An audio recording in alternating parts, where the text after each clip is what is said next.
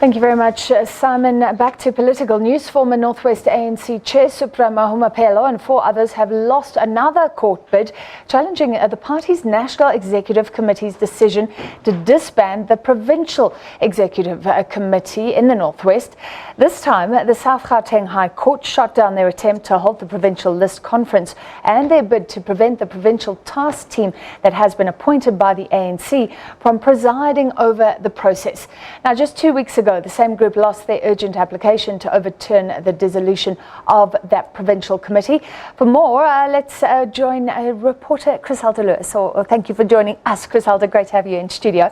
So second time unlucky. Second time unlucky. Recall the first application had been an urgent one to basically challenge the August decision of the ANC's National Executive Committee to disband the Provincial Executive Committee in the North West. So today, this was basically an attempt to halt the provincial list process. You would know that the provincial list conference itself is scheduled to take place by the end of this month. So this court, losing this court bid now means that this provincial list conference can go ahead, and this would essentially set the tone for those who will be deployed to Parliament as well as the provincial legislature, because the legal teams for this disgruntled group are arguing that the provincial task team has been putting forward the names of those that they prefer. Now remember that this group has always held the position that the provincial task team itself in the North West is unlawful.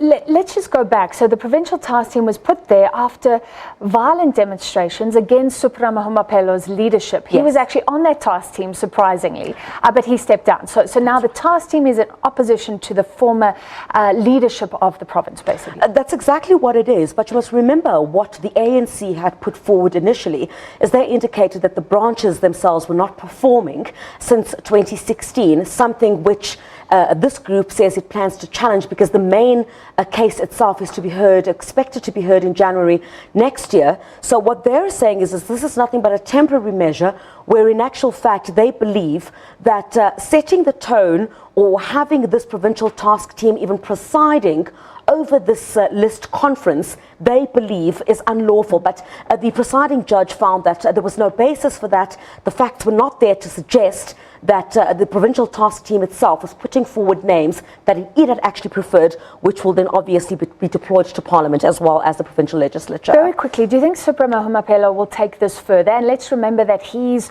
the former leader who used to say the ANC shouldn't take the ANC to court. And in fact, Francis, I recall speaking to you about this very point the last time when I had indicated that you recall just at Nasrec in December at the elective conference of the ANC, the National, where there had been some issues regarding the election of the new Secretary General of the ANC. It was him who had said that the ANC, or members of the ANC, should not be taking the party to court.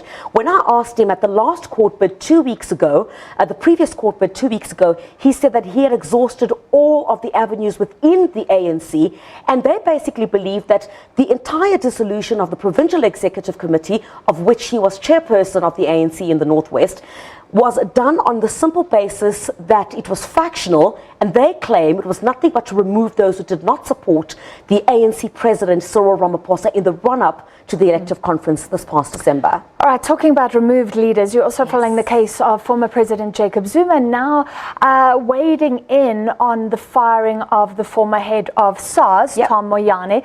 Not surprising because he appointed him, but give us the reasons behind this. Well, we managed to stumble on that affidavit by the former President Jacob Zuma, and in that affidavit that he filed in the Constitutional Court yesterday, it clearly gives an indication that he is joining this bid by Tom Moyane to challenge his axing.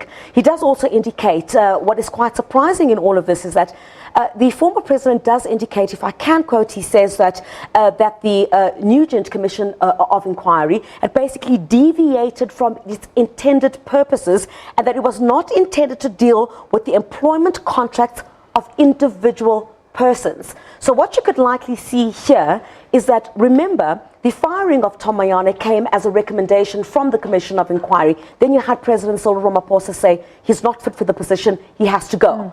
So you have the former president here saying, wait, that was not the intended purpose of the Commission of Inquiry, to look at the individual contracts of individuals. So this does put the former president and Cyril Ramaphosa on somewhat of a collision course in this entire debacle. All right, and you'll follow that for us. Thank you very much, SABC reporter Chriselda Lewis.